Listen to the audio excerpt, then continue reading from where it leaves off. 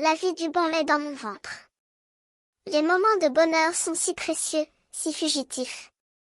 Je me souviens encore de cet après-midi où le soleil brillait dans mon salon, projetant des rayons dorés sur le tapis. Je me laissais aller, les moustaches molles, le ventre plein, enfin en paix.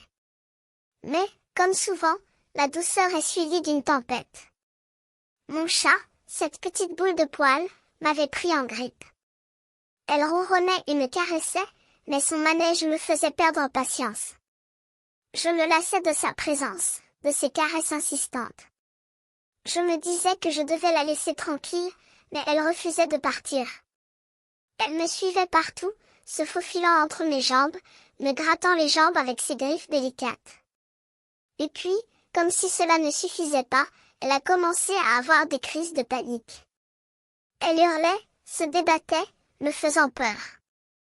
Je me sentais prise au piège, sans pouvoir la calmer. J'ai essayé de la nettoyer, de la sécher, mais elle résistait à mes efforts.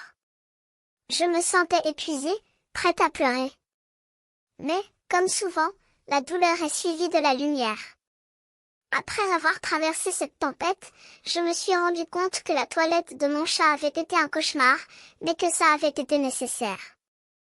Maintenant, il est propre, douillet, et il me regarde avec des yeux brillants, comme s'il me disait merci.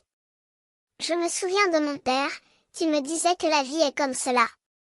Il y a des moments de bonheur, des moments de douleur, mais il faut apprendre à les accepter, à les transformer en moments de grâce.